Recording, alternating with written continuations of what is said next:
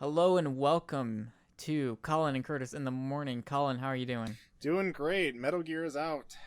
It is out. We've been playing it. Yes, we have. I think we have some thoughts, but we'll share those at another We'll share time. But those during our weekly podcast that should be coming up probably early next week, yep, hopefully. yep.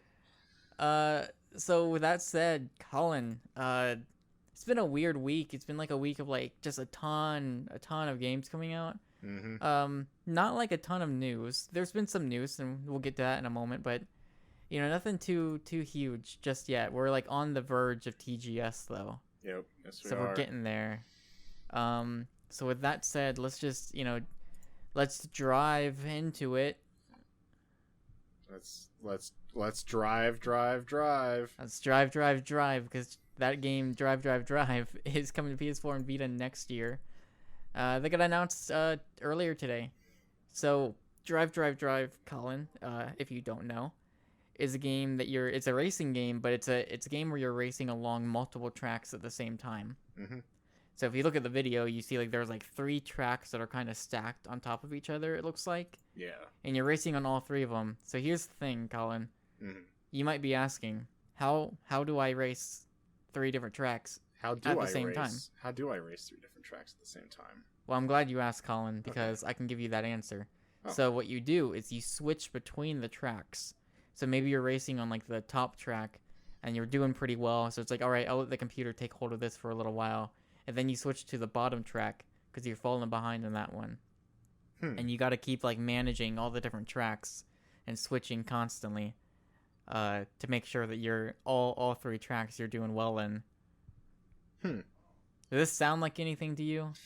It kind of sounds like Pixel Junk Racers mixed with like a Rock Band Amplitude kind of thing. Like frequency, amplitude, yeah. Yeah. Which, oh, go ahead. Well, I was just saying, like, that's like the first thing that really came to mind. So you kind of have, you can see each 3 of the tracks, and you kind of know like what's going off on each of them, but you kind of have to multitask, switching between both of them, and it's like kind of like the view looks like a Pixel Junk Racer, is kind of like top down, like it's a little bit isometric, but then like especially like switching tracks, I'd say that's where it gets the frequency amplitude type thing where you have to switch back and forth. I'd almost say like it kind of looks unique, but it's like that's kind of like the best way to describe it, I feel like. I think you're like, yeah, I think because you mentioned before we recorded, it was like, hey, it's kind of like Rock Band or like frequency amplitude, which if people haven't played frequency or amplitude, we'll get a chance to soon with amplitude coming out, but at some point, but it was like a thing where like you had different tracks and every track was like an instrument. And so you would work on the drums a little bit and you would clear that section of the song and then you would switch over. Now the difference here with Drive is like when you're switching, you're actually like, there's still stuff going on the other tracks. Yeah. Like you actually have to rely on a computer AI to assist you, and it seems that they've even come out and said like, hey, sometimes the computer is not going to do well. Yeah.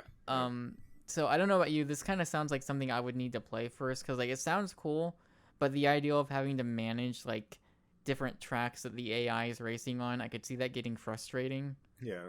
Of like, you're doing like you're really good. It's like the thing of like you're on a team, right? And you're like a really good player, but the other 2 people aren't.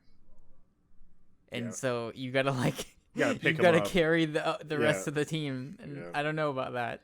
Yeah. So that's Drive. Continuing the tradition of games with just repeating names. Knock Knock is coming out next week on PS4. Yeah.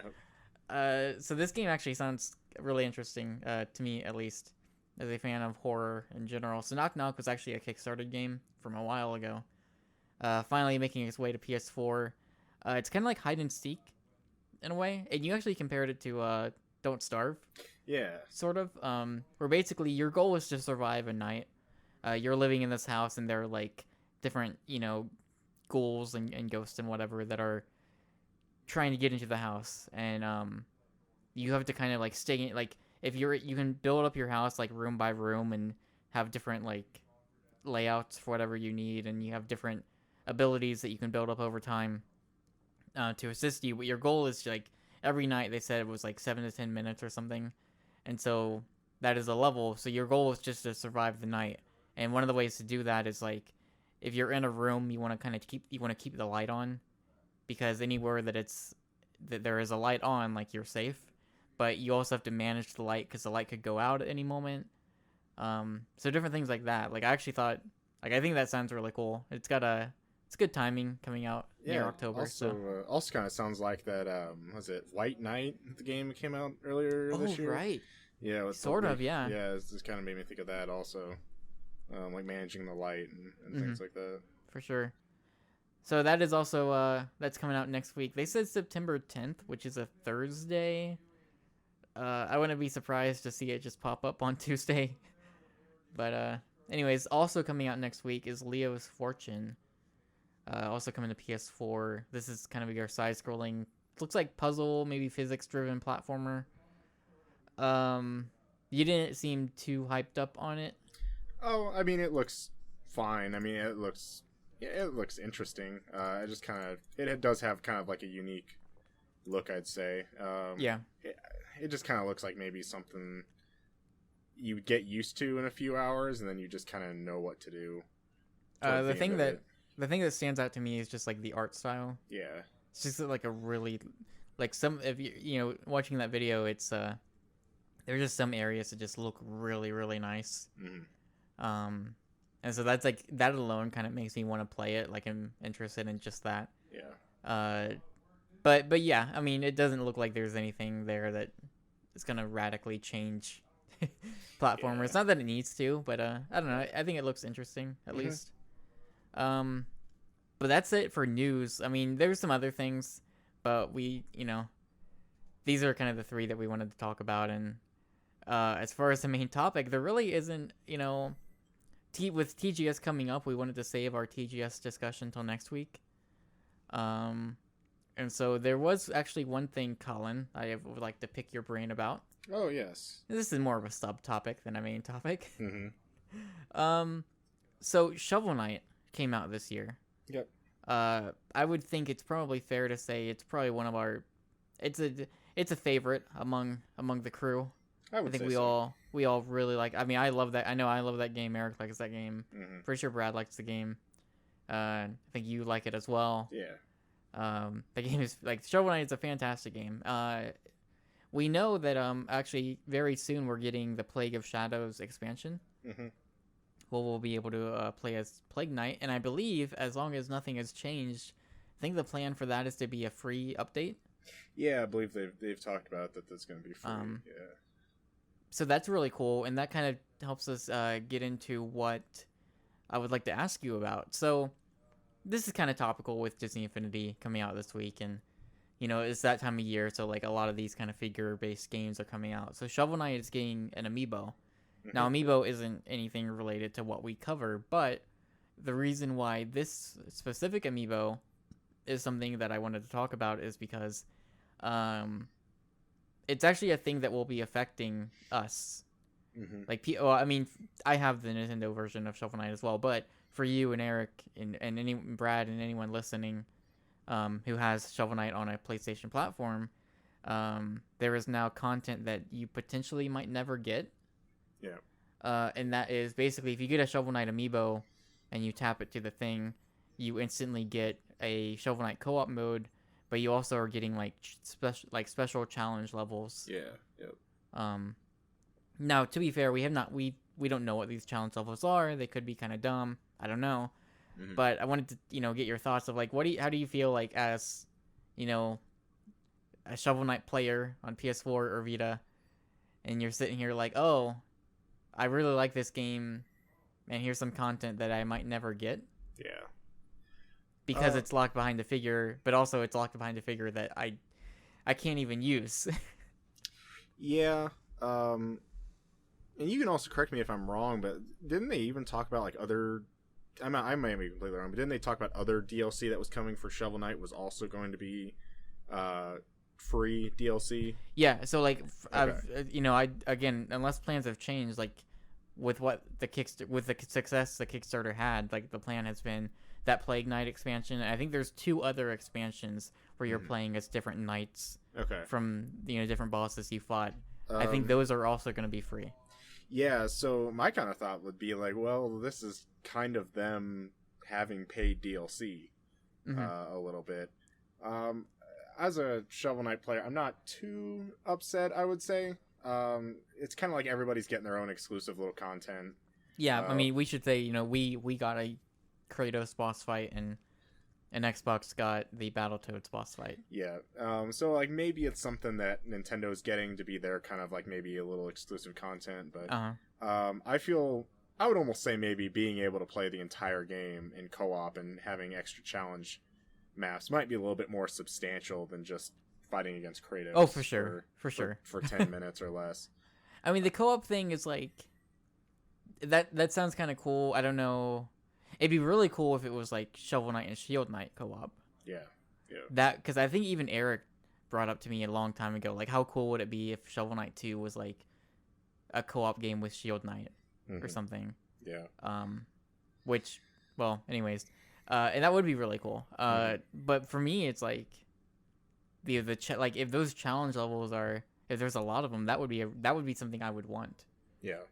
Yeah. But it also and so, like, I mean, my thought was, and initially I heard the news and I thought it was really cool, but then I started seeing a lot of people complain, and I understand the complaints. Obviously, like, if I didn't have the Wii U version of Shovel Knight and I didn't have a Wii U or anything, I'd be kind of bummed out. Yeah. Because I do love Shovel Knight a lot. Like, Shovel Knight was one of my favorite games last year, and it's probably one of my favorite games this year as well. Like. But to me, knowing that we're getting these expansions, like substantial content for free on every platform, I think that kind of like lessens the impact a bit. Yeah. Where it's like, this is a really great game and they're supporting it really well.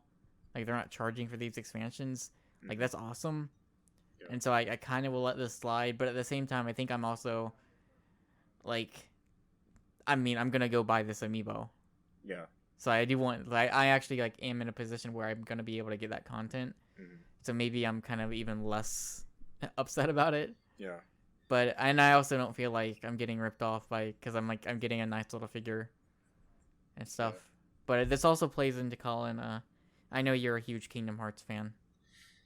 I think I played maybe 5 minutes of Kingdom Hearts 1 on PS2. So. All right. So big Kingdom Hearts fan. I'm a huge Kingdom Hearts fan. So similarly, in a way, kind of recently, probably going on a month ago now, for Disney Infinity, at the D23 Expo, they gave away a King Mickey power disc, which basically what that meant is that if you have a Mickey figurine in the new Disney Infinity, you can put this little disc under the figure on the base, and that would give him the outfit that he wears in Kingdom Hearts. Which, costume change, whatever, maybe not a big deal, and it's not going to have a huge impact on the actual gameplay part of it. Yeah. But that's a big deal for people like me who love, like, Kingdom Hearts is one of my favorite series. Yep. In gaming. So for me, I see that, and then you look at the eBay prices that people are selling these for, that are mostly in the hundreds, and it's like, man, and the thing here is that they're never going to sell this anywhere. So there's, essentially no way to get it. Yeah. And especially, it being a game that is about part of this game is like, it is for collectors in a way. Yeah, and there's an element of this that's. Yeah.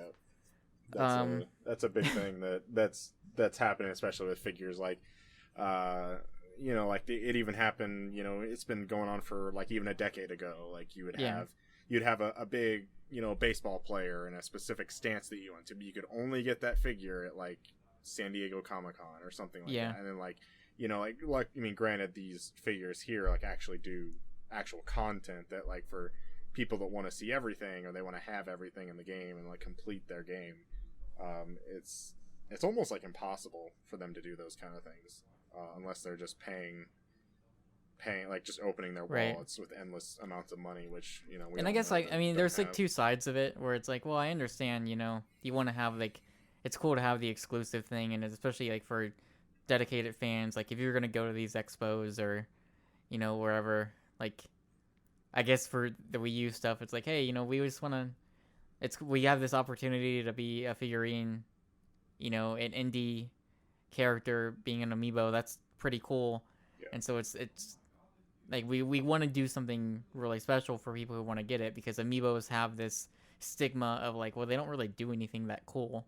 Mm-hmm. And so finally we get a figure that does something pretty cool, and now we get the other side of like, well, that's terrible. You're locking away content. Yeah.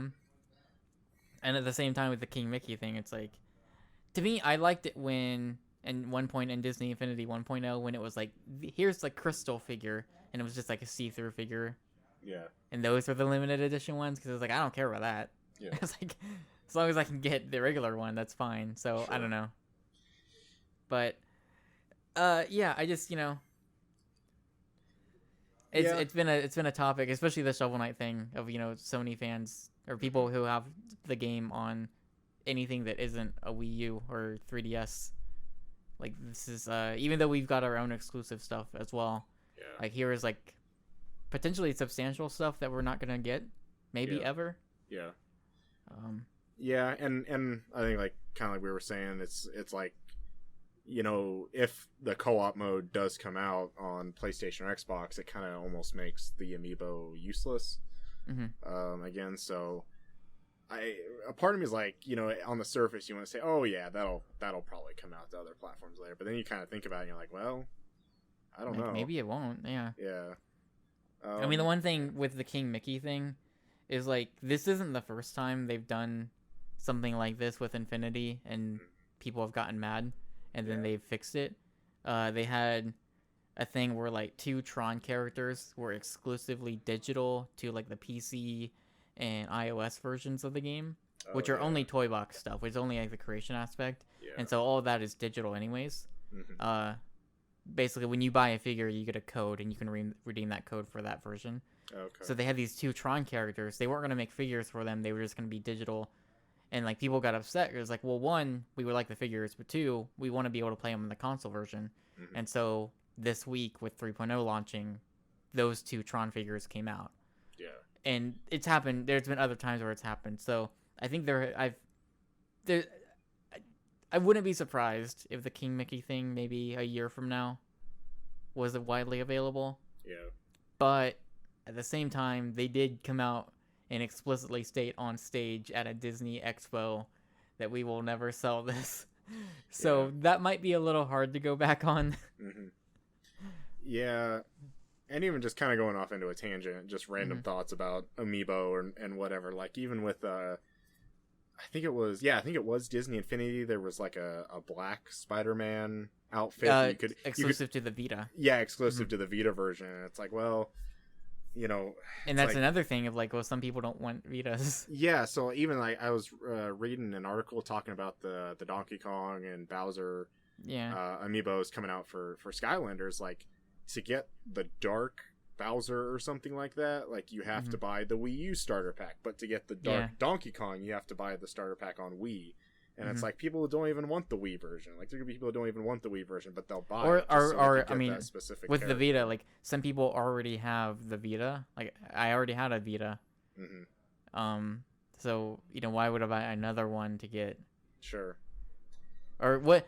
Or maybe it wasn't a Vita bundle. I forget. But I think it was just the game. I think it might have just been the game. But I don't want to play Disney Infinity on a Vita, which, like, it does seem weird too. Yeah. But interesting thing about the Spider-Man symbiote suit is that character is listed as a 3.0 character in the game.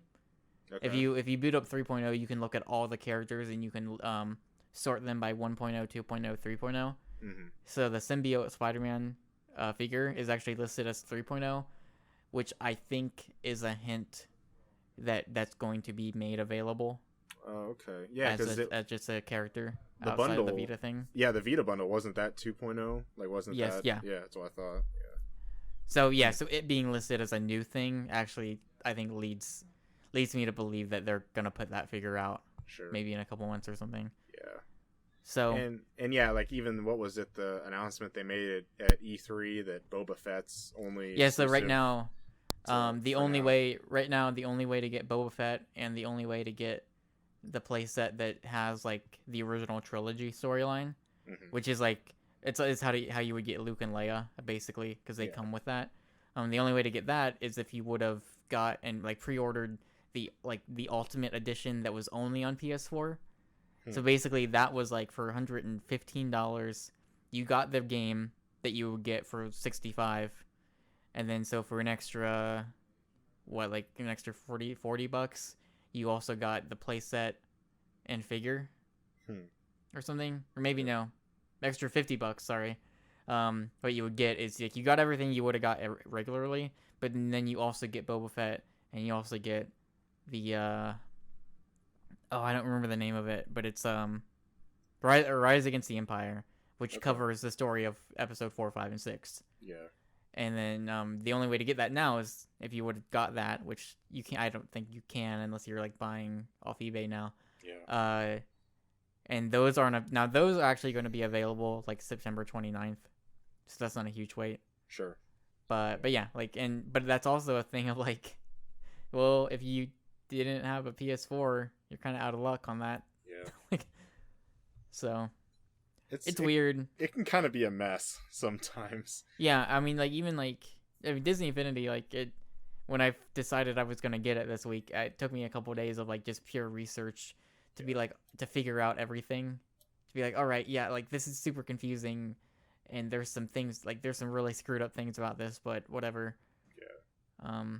And I guess that's my overall thought is like I'm not too like I don't feel burned on the Shovel Knight stuff. Mm-hmm. I don't feel too like I don't feel too burned about the King Mickey thing. Although every once in a while I think about it and it's like, man, like I want that. Yeah. But I just it can get kind of messy, and like I think it's one of those things. I think it's a really really cool concept of like having these figures. Yeah. But with as expensive as they are, and then like potentially locking away content that some people might not want to get a figure for, it can get messy. Yeah. But I think that's enough talk about toys. Sorry. We can settle down now. All right. Oof. All right. Yeah. So Collin. So stuff to check out this week on psnstores.com.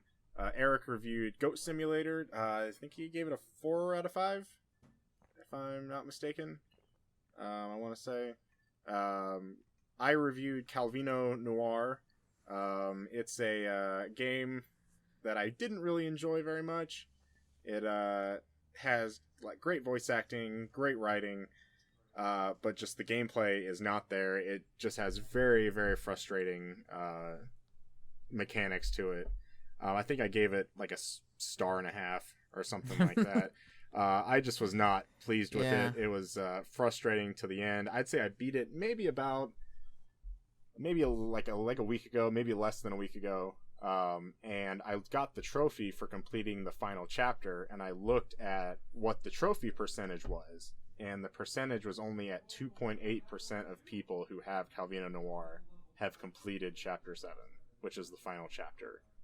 And that's just, oh my gosh, I just that's even shocking to me. That just like, a little bit is shocking, but also it's not. That like, I don't see how anybody would get through this game. Mm-hmm. It's definitely something that I put up with a while. I had some Twitter rages, or excuse me, some Skype rages to you. It was very frustrating. But it's almost kind of the game that like, if there were some patches, I think one of my lines in my reviews is like, if they came out with a patch that fixed just about everything, I think this would be a pretty good game. Because I think the story is very interesting. I think the writing is really good. So I mean, it's something that like it could actually be fixed. I think it's not an issue with like the design itself. It's just like and I think I might have been reading some of the developers' tweets, and I might be completely wrong, but I thought to say they even acknowledged some of the problems. Meaning like, well, we knew about some of the problems, but like they released the game anyway. But they say there is a patch coming soon. I don't know how much that'll fix, but it almost kind of sounded like for some things they actually knew about some of the problems before the game was released. But who knows? I might give it another shot, see how it is.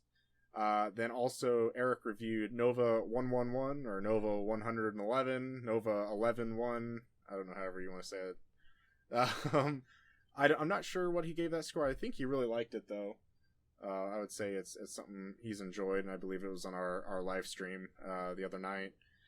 So that's pretty much it for reviews this week. I think you've got some things coming that's under embargo still. I've got like a handful of things cooking that I can't talk about. Yep. So we'll leave you It's in suspense there. It's a very busy time. Yeah. It's you know, actually, well, you know, we complain. It's like a good problem to have. Sure. Kind of. Yeah. You know, but yeah, no, I'll talk about those things in a couple weeks. Yep. Yeah. All right, and I think that's it. I think we've come to the closing of the show this week. You can follow us on Twitter at PSN Stores. You can follow me on Twitter at BossmanCCrowder. That's 2 S's, 2 C's. And you can follow Curtis at PlayStation Portable Engwin. Is that right? Nope, Something that's like that? not it. Oh, that's not it? Oh, okay. Yeah, it's PS Penguin. Penguin. Oh, that's it. Two P's and something. Just 2 P's and an Engwin. And an Engwin. Yep. So if you got questions for us, you can email them to podcast@psnstores.com. You can specify that it's for the morning show. We'd love to hear your feedback. We've been going for, I believe this is episode 8, but who's counting? But I think we definitely would love to get some feedback, what you guys think of the show. So definitely either comment on the video on YouTube or leave an article on psnstores.com. But we would definitely like to see your comments at podcast@psnstores.com. Don't forget we have a Twitch schedule every Monday, Wednesday, and Friday. Monday is kind of like one of our games that we'll try and do like a full playthrough of. Not on the specific day, so it'll be kind of different parts. Right now Eric is going through Alien Isolation. And so Wednesday will be it's kind of like our new release stream, so we'll get most of the new releases that we can get our hands on, and we'll be streaming those. And definitely hang out and chat for majority of the show. Usually, like towards the end, we'll drop a code. So definitely stick around, and we'll choose a winner, and it'll be just kind of a random surprise each week. Then Friday is kind of our multiplayer Frog Bog extravaganza, where we're just kind of play a multiplayer game. Sometimes it's Rocket League. Sometimes I think we've played the Lara Croft game that was out on PlayStation Plus. I think the plan is Zombie Vikings tonight. Which, if you're hearing this last night, check the archive. Yeah, you missed a heck of a Zombie Viking stream. I tell you what. You don't even know. Yeah. And then finally, you can support us at patreon.com/psnstores. We've had a Patreon out for a little while. Just kind of, we'd like to get a little bit more support, but we're definitely thankful for the people that are supporting right now. We definitely try to give out content on a regular basis, and of course here we don't see any profit from anything, so we just try to do our best to give you content, because that's what we like to do, and kind of supporting us on Patreon just kind of lets us continue doing what we like to do for a little bit. And then that also can count in towards like giveaways for like for a code and stuff like that. I believe like if you're a Patreon backer and on our Wednesday new release stream, you have an automatic bid each week. Even if you're not even there, you get an automatic bid to win a code. So definitely, if you feel like supporting us, definitely support us. Patreon.com/psnstores. And I think that's it. I think we're at the end. Let's call it. We're expecting some TGS talk next week. Curtis, thank you for joining me. Collin, there's a storm rolling in. Oh, there's a storm rolling in. I don't know if you've been hearing the thunder. But oh no, I haven't. It's blue skies here though in Kansas. I don't know. Sunny Kansas. Oh yeah. But we'll be back next week. Probably have some TGS talk, and maybe throw a comment or two about Metal Gear. Who knows? But until then, see you next time.